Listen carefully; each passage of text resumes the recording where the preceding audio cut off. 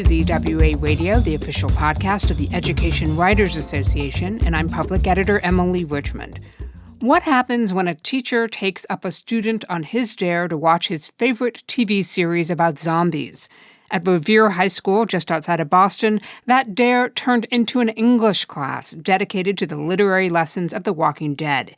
It's just one example of how students at this public campus are being given more input into how and what they learn. Joining us to discuss it is Nick Chiles. He's an award-winning journalist who took a close look at Revere High School in a new piece for the Hechinger Report and the Boston Globe. He joins us now. Nick, welcome to EWA Radio. Thank you. Glad to be here. Let's set the scene for everyone. Tell us a little bit about Revere High School.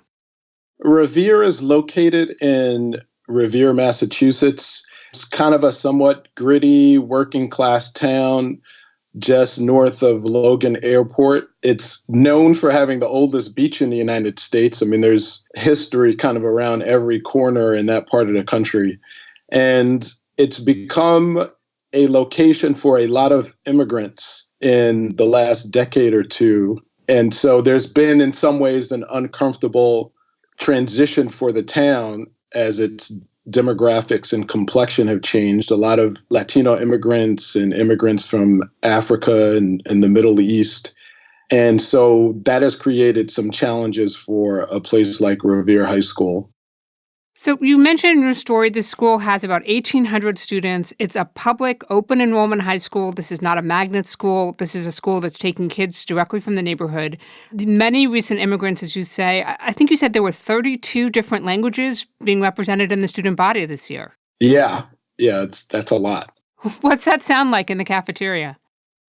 It sounds like you have to strain really hard to hear English. So if you don't speak more than one language, then you're not going to be able to follow a lot of the conversations going on. You report that nearly 1 in 5 students at Revere High School are English language learners. How are they using the student-centered learning approach to connect specifically with that population? So student-centered learning has been somewhat fascinating to me, kind of when you look at it in the timeline and the evolution of education in the United States. I think that for many, many years, the schools were constructed to take in populations that kind of look the same. And maybe the goals were to prepare a workforce for industrial America, lower middle class America. But as the country has changed, as the students who come into schools have changed, the schools have struggled to figure out how to deal with these new populations. And so kind of the cookie cutter models that had been at play for generations were no longer working. The needs of the workforce had changed dramatically. And so the schools needed to figure out, how do we deal with these new student populations? How do we create deeper thinkers in our schools? And so one way that schools increasingly are trying to do that is to create curricula where the students are more in control of what they're learning. So it does a couple of things. One, it makes the students a lot more interested in the material. And so the idea is that they're going to absorb a lot more and be more engaged. And it kind of gets away from this focus on a teacher lecturing and drilling and the students regurgitating a couple of times a year on a standardized test.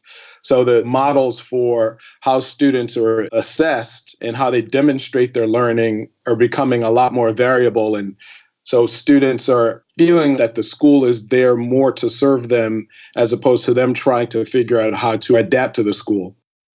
You make what I think is an interesting and arguably a little bit provocative argument in your piece, which is what you just described isn't that unusual at a school if it's a private school. Yeah, that's kind of been an interesting corollary. I've seen that in my own life with my children attending a pretty fancy private school here in Atlanta, one that was certainly not cheap. And that school was adopting what I would describe as student-centered learning kind of from its inception in the early 70s.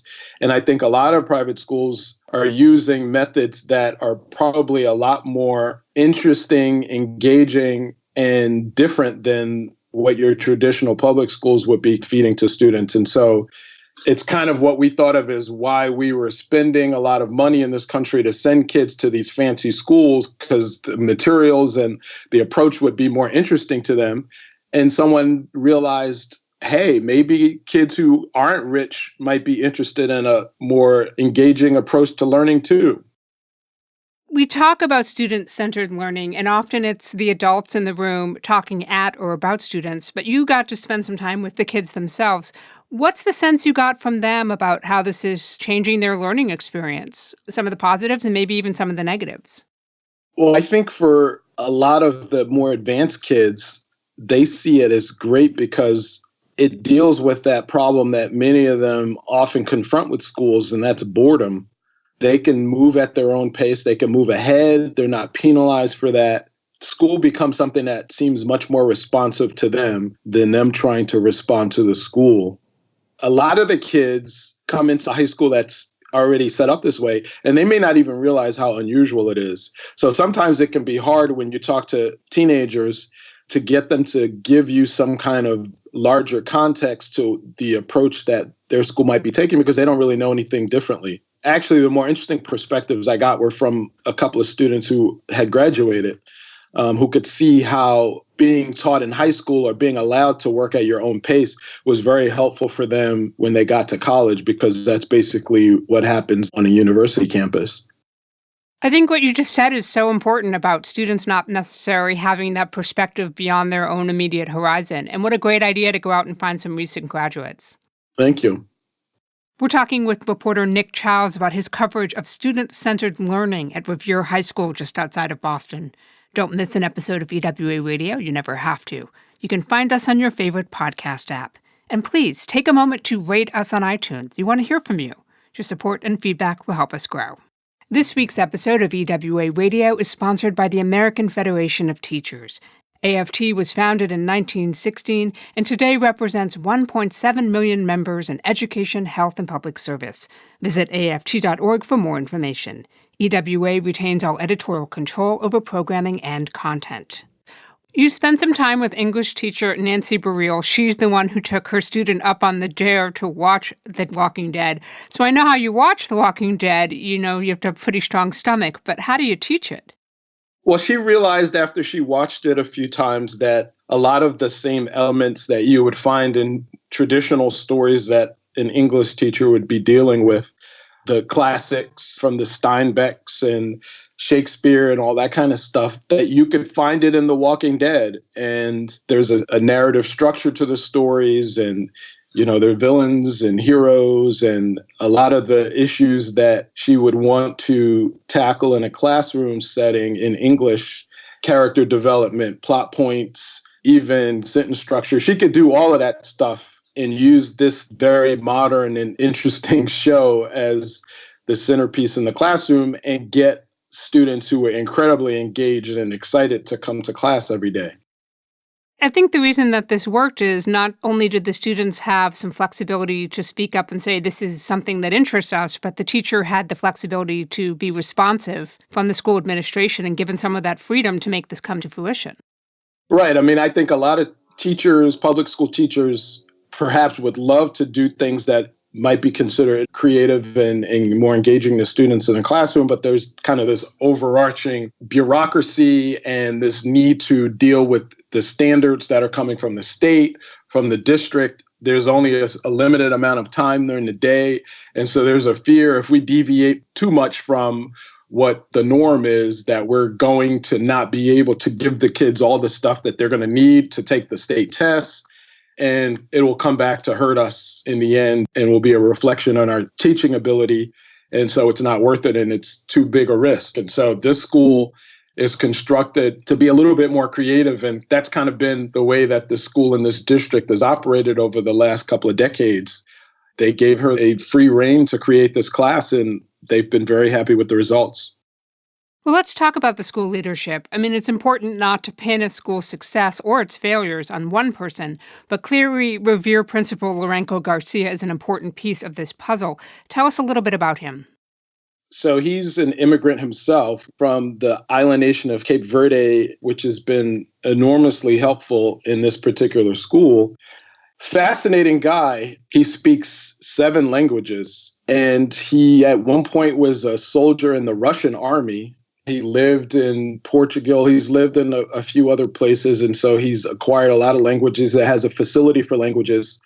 And I think because of his very different background, he was able to identify with and have an enormous amount of empathy for the students who were walking through the doors at Revere.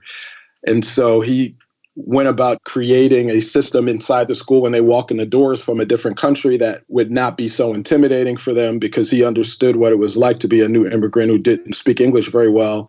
And he realized that student-centered learning would be very helpful because it would give the students more control over ways that the teachers were engaging them.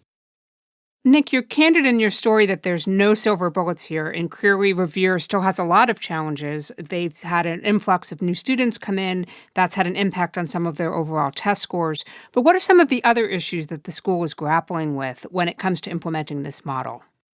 Well, I think that one, they kind of had to, over time, convince the parents that though the school may look very different now and the classrooms may be structured differently from the way they were when you went to school, that it's going to work out in the end, that this is better for your kids because they're going to learn more, because they're going to be more excited and engaged. So they had to educate the community and the parents about what was coming. And then this whole question of assessment, they're still dealing with that. And this is something that school districts around the country who are trying to do more student-centered models are looking at very seriously. I mean, that's kind of the really big point where the rubber meets the road, in that if you start giving kids and parents a report card that doesn't look like the report card that everybody else is getting, and then these kids are applying to colleges, competitive colleges, there's going to be a whole lot of anxiety that the kids are going to have a disadvantage.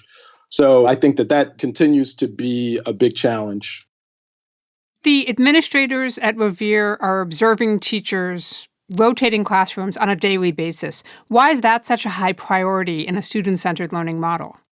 Well, it's still a school that's inside of a bureaucracy and a statewide system that is requiring certain things, that is looking at test scores and making sure that kids are reaching the standards, making sure the curricula is being administered. So I think with this freedom and creativity comes a certain amount of responsibility, so that the staff, the administrators, need to make sure that the kids and the teachers are still focused on the bottom line, that they're learning, that they're not getting too far afield. I think that they need the teachers to know that with this new freedom comes a great deal of responsibility. We're going to be watching you. You've been writing about education for a long time. Did you see anything here that surprised you? Anything you hadn't seen before? I think that the idea of a school unleashing teachers to be as creative as possible is one that a lot of schools are very afraid of. A lot of school principals are afraid of giving up that kind of power to the teachers, thinking that if I give them too much creativity, too much autonomy, and they don't produce the kind of results that we're looking for, then I'm going to be blamed.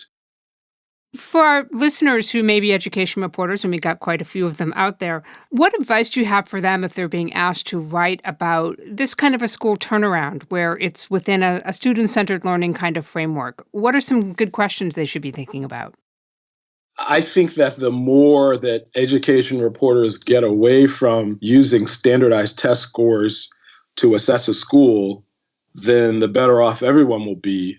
The question becomes, how are students in this school being prepared for the next level, what they're going to be finding after they leave the school, and what kind of job is the school doing to prepare them for what they might be finding in college or throughout their careers. And sometimes that's not accurately reflected in test scores. You're needing to get into the school and see how it's working for specific populations, and start asking questions and thinking about how are these kids being prepared, and not how are they doing and regurgitating on a one test one day of the year.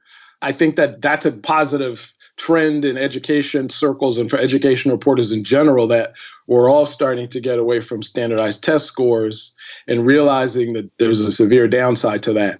I think Revere is a good example of why that can be dangerous and why you could be missing a great story if you're just looking at the scores.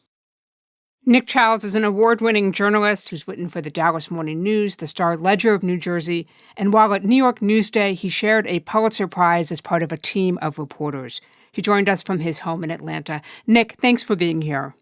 Thank you. This was a lot of fun. Appreciate it. And that wraps up another episode for us. If there's a story you want to know more about, drop us a line. We're at radio@ewa.org.